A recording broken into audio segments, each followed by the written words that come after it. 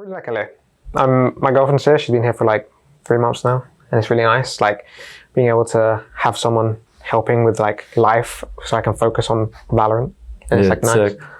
Yeah, it's nice to have like people around you that you know. Yeah. Because like in Berlin, I was like pretty secluded. It was like you only visit for like 2-3 weeks, so just alone the entire year. Hi everybody, Stage 2 in here. I'm here with Keiko after your victory against Evil Geniuses. So congrats on everything. Thank you. Extra championship point, undefeated through this stage. How does that feel for you? Pretty good. We had a lot of things to fix after London, so I'm glad that we bounced back pretty good. It would be pretty hard. Like a lot of teams, I think would struggle after getting grouped and not like play as good. So I'm glad we bounced back, figured out some things, and yeah, it's feeling pretty good and it's good to keep going. How was that for you? Because like that was the event I think you really wanted to. The London one? Yeah. It just sucked, not gonna lie. That was like probably like the worst feeling tournament in a while, not gonna lie. Paris champs last year was pretty bad as well. I think those two are like the worst events for me.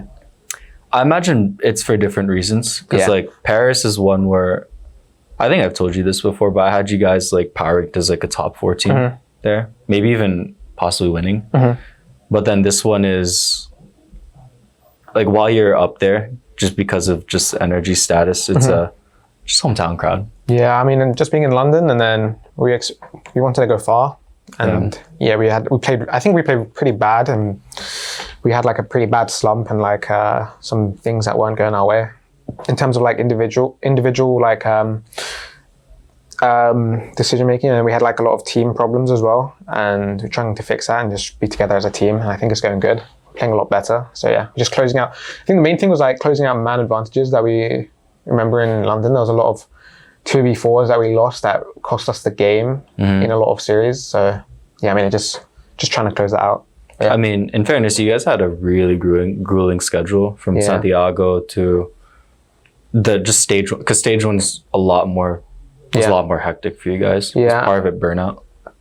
I guess, yeah, I mean, I would say part of it's not burnout, but it's like we didn't get much time to like fix our problems just because we didn't have a break. So after Santiago, we came third, and then so we were until the very last days, and then group stage started pretty soon. We played group stages and didn't have time to like fix and change some things. Kept trying to try to qualify to the next event, right? And then barely scraped by to make London, I'm pretty sure. 4th seed. We had like the worst, we had the best run ever because we came from like the lower bracket. Yeah. And we made it, so didn't have much time. And then EWC, I think that's when we just started testing stuff and trying to fix our problems, and I think it's just gotten way better. That was a good showing. Yeah. Like second. Yeah. It's not the same as a Masters though. You know what I mean? I mean, that's fair. So it was good, but just some things we were testing, and yeah, I think it really helped. How would you compare it in terms of just Masters if it's not the same? Like just a slight step below, maybe like same as a little less than a Santiago or like a Bangkok when there's only 8 teams? Yeah, I guess. I mean, it is like a big tournament. It's just not the same. I don't know. It's like the quality of the teams is good. It's just I don't think it's as prestigious. Like I think most players would want to win like a Masters or like a Champs. Yeah, I mean, in fairness, I don't think Lev was there, right? Yeah. I mean, Lev won London and they didn't make it to EWC. So, but I'm pretty sure it was us that beat them. I'm not sure. Yeah, I'm not sure if we knocked them out, but we beat them on the qualifiers there. So from what I was looking back, they got out pretty early-ish. It was actually Loud that was the one that almost qualified. Oh yeah, okay. Yeah. What do you think of that team? That team's, I feel like there's this definitive top 4 after the Paris, but then I feel like that's a team that's starting to inch up there. I'm not gonna lie, I think Loud, we've been playing Loud so much, like as prac partners. Oh, really? Yeah, and I think they're taking a little bit of our stuff.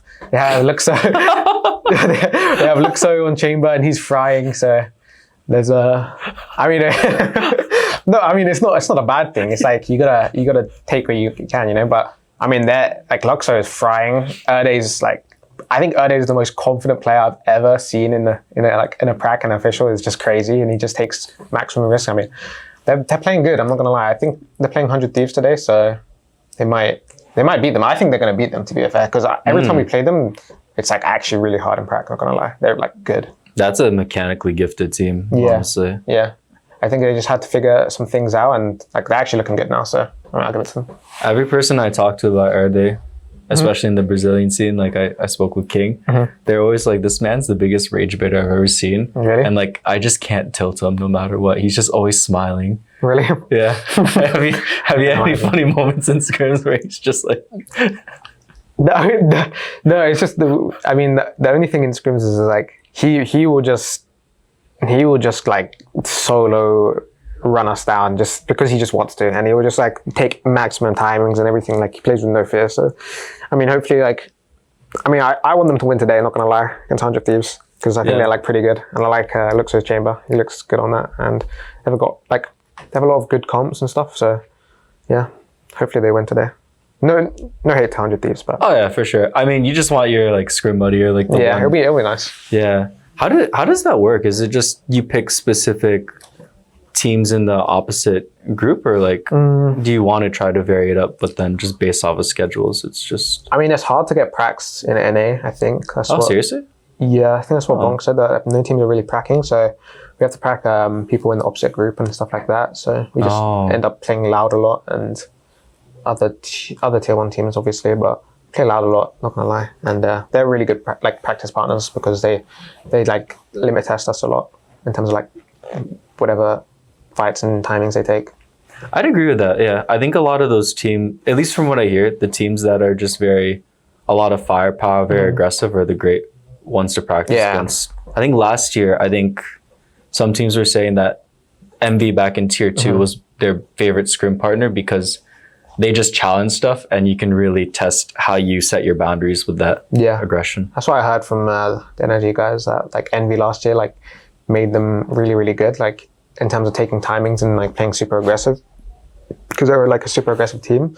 It's like similar in Europe. Last year was like any Turkish tier 2 team we would play, and they would just like take timings, peak individually, and just you gotta be ready, like, because they just have good firepower, and it's like the best practice, to be honest. Yeah, I mean, at least when I watch the Rock VODs, I think that man's nuts. Yeah, BBL Pacific we played. Yeah. Other things I wanted to talk about, I just wanted to catch up with you, Gio. How's life been? It's been a while since I got to chat with you. It's been good. You're a coaching coach, dude. Coaching coach. Yeah. Thank you. I mean, spread that for Malcolm. I mean, Bonka's his coaching thing. I'm doing his his aim stuff, and it was like pretty good. Not gonna lie, it was just like a lot of stuff in terms of my mechanics and how I started playing the game. So it was just to do with that, and yeah, he's got like good players doing it. So I was like, yeah, why not? I feel like you're a good person for that. I think the ways that you started coming up in the scene was a lot through your systems that you were building. Yeah, there's a lot of like mechanics and stuff like that back like 3 years ago, it was mainly like individual mechanics and stuff like that. And I mean, that's how you get noticed in like tier 2, tier 3. It's just like your individual performance. So it's all about that. Yeah, no, that's very true. How have you been enjoying LA? I know that like from when we talked before, you always eventually wanted to come to Americas just because of just the overall life and what it would bring for you. I really like LA. My girlfriend's here. She's been here for like 3 months now, and it's really nice. Like being able to have someone helping with like life, so I can focus on Valorant. And it's like nice. Sick. Yeah, it's nice to have like people around you that you know. Yeah. Because like in Berlin, I was like pretty secluded. It was like you only visit for like 2-3 weeks, so just alone the entire year in terms of like not living with like family and no one really around. Yeah. What are your favorite activities to do there? Trying different food places? Food.